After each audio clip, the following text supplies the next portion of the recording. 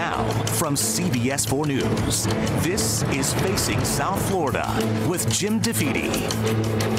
Good morning, I'm Jim DeFede, and welcome to Facing South Florida.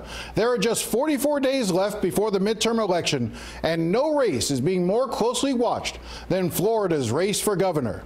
This morning, we will show you an interview I did on Thursday with the Republican nominee, Ron DeSantis, the conservative former member of Congress who won his party's nomination thanks largely to the support of Donald Trump. We spoke about his education plan, the federal response to Puerto Rico, and why DeSantis continues to call his opponent, Andrew Gillum, a socialist.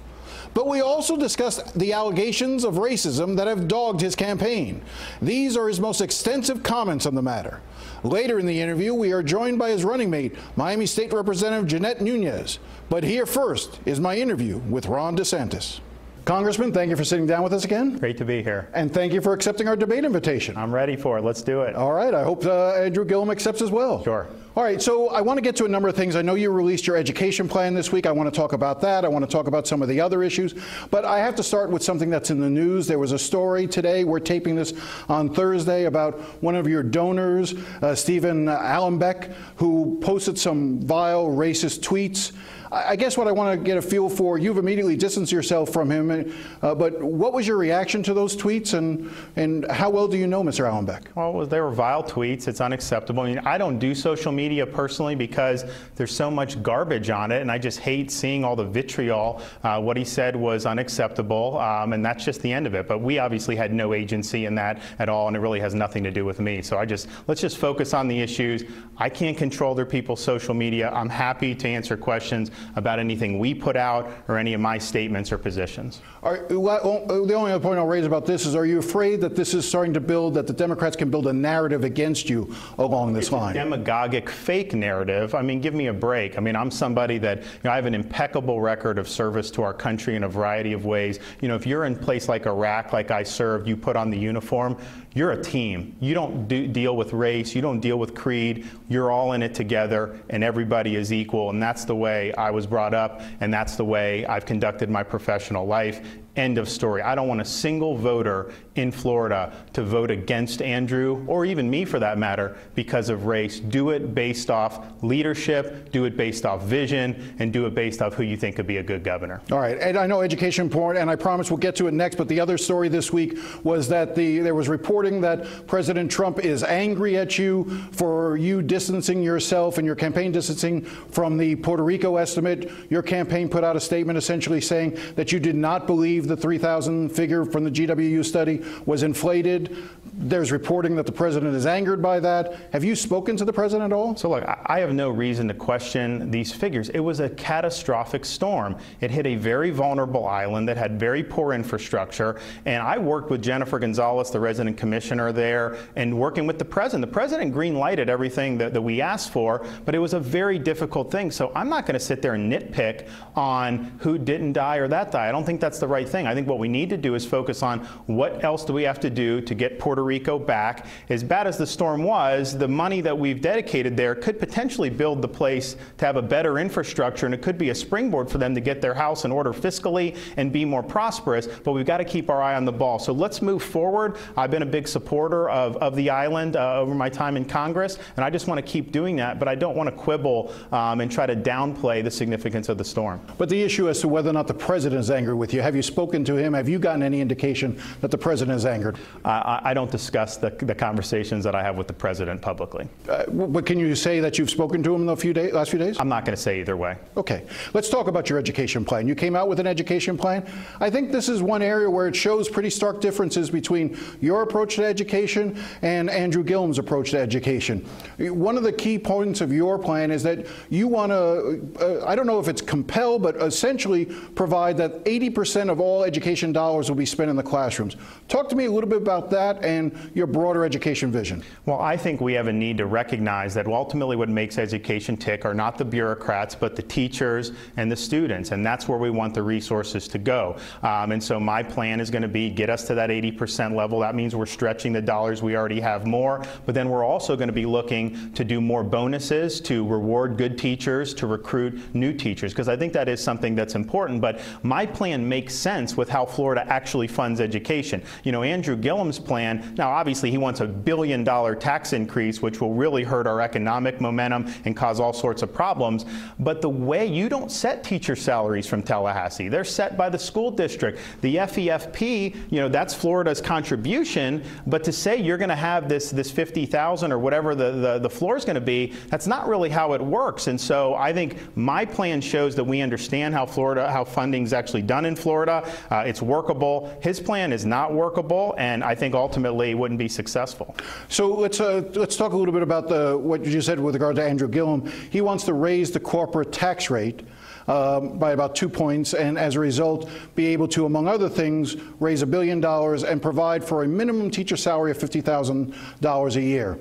Aren't teachers worth $50,000 a year? Not going to be able to do that from the state level. That is going to be done at the local level, whether they decide to put the money into teacher salaries or not. Here's the thing. It won't raise $1 billion because you are basically putting a stop sign up to other businesses who are looking to move to Florida, and you're going to have them reevaluate whether they want to do that. And remember, it's not just a 40% tax rate, which is stiff and significant and would make us much less competitive with other states. This is a guy that when he was asked in the primary at Jacksonville University, are you a socialist or are you a capitalist? Did not give a straight answer. He hemmed, he hawed, but he never said he was a capitalist. So think about if you're looking to invest in Florida. With Ron DeSantis, you know, take it to the bank, no tax increases. You know you're going to have a welcoming environment for business. With Andrew Gillum, you got to think about, okay, $1 billion, 40% tax increase, and won't even say that he's a capitalist. Is Florida the place I want to go? So I think he would totally undercut our economic momentum. You would end up raising less revenue than he forecast, because you're going to have less economic activity. It would be a historic mistake to do a 40% tax increase. The other part of your plan, I noted, calls for increased spending on things like charter schools. Why do you believe that's a good recipe as opposed to investing that money more into public schools? Well, charter schools are public schools. I mean, you know, you have the ones managed by the school district, then you have public schools that are managed by other entities, and what they can do is they can fill a need that may not be met by a school district. And in Miami-Dade County, for example, you have almost 70% of the students in K through 12 now go to a school other than the one they were zoned for. So me, I grew up in Dunedin, Florida. I'm in Dunedin, I'm zoned for Dunedin, that's kind of it. Between public magnets, which I'm supportive of, between public charters, between homeschooling, and then tax credit scholarships where people can go to private schools, you have a huge, huge majority of students in Dade who are taking advantage of that. I think in the 21st century, in a diverse state and even diverse counties like Miami-Dade, one size fits all is not going to work. And so, for example, I've had a chance to visit the LBC Academy here in Miami. It was chartered by the Latin Builders Association, and so it's a heavily minority student population. These kids are being taught standard high school curriculum, but with a focus on the construction industry and associated trades. So they're going to be able to graduate LBC and potentially have a job right out of high school. Some will go to college and then come back in the management capacity. So it's a discrete need. It's a smaller school. And here's the deal: if you're not answering a market need, then people just aren't going to go there. Well, one of the things, though, that critics of charter schools will say is that they don't play by the same standards. There's not the same level of transparency. There's not the level of accountability with charter schools. I know the Orlando Sentinel, for instance, recently did a series, you know, in your part of the state that sort of really criticized the way charter schools were being run and operated, and that lack of accountability. How do you spend more money in an area that the state really doesn't have good control on? Well, first of all, I mean, there's problems also in the district managed schools, I mean, in different directions. I mean, so you can definitely point to examples of charters that haven't been successful. You can also point to examples where they have been very successful. We have 250,000 students roughly statewide who are in public charter schools. And here's the thing, Jim, nobody is being forced to go there. That's just the reality. And so if they're not serving a need, I don't think that parents would want to send their kids there. So at the end of the day, it's who do you trust? I trust the parent to know what's best for their particular child, whether that's going to the district school that they're zoned for, whether it's trying to go to a magnet school, whether it's a public charter, whether it's some other thing. I just want to have the parents have the maximum amount of options so that they can tailor the education to their children's needs. Let's talk about your opponent for a second.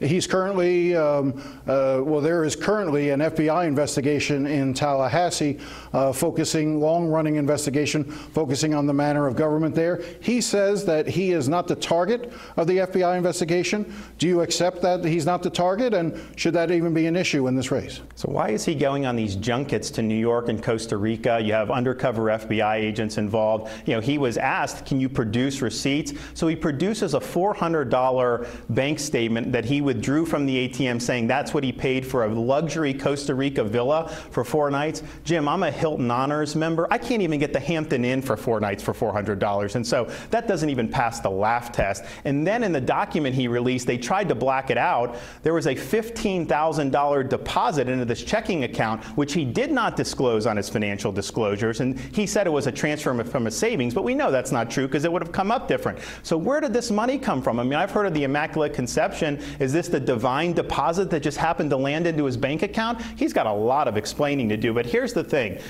Tallahassee is poorly run, irrespective of that FBI investigation, which I think is very serious. I mean, this is a guy that's presiding over the highest crime in Florida 4 years running. He's been a self-serving politician. When he was on the city commission in Tallahassee, he voted to give himself tens of thousands of dollars in extra retirement benefits, and then turns around and votes for higher property taxes as both a commissioner and as mayor. So you're either in this to benefit taxpayers and to serve, or you're in it to benefit yourself. And I think Andrew has proven he's somebody who's in it to benefit himself. That's a pretty strong accusation to make, that he's in it for personal gain, isn't it? Well, how many politicians vote to give themselves benefits? When I well, there's politicians. I mean, you know, there are plenty of politicians who work at the local level who you know, it's a work hard. It's a conflict of interest, and you're not standing for taxpayers. So when I got to Congress, I told my constituents, I'm not accepting perks. So I got there, I declined the subsidized health care, I declined the congressional pension, and then when they were trying to increase congressional pay, the first bill I passed in Congress was to stop it. We stopped a pay increase for members of Congress. And so that's how I've conducted myself. When he is voting to give himself extra benefits, or he raised parking fees in Tallahassee by 100%, but yet he used a free parking pass to park at the airport when he's doing all his political travel. So higher fees for people in Tallahassee, more benefits for himself. That is unacceptable. When we come back, part 2 of my interview with Ron DeSantis as he's joined by his lieutenant governor candidate, Jeanette Nunez from the 305.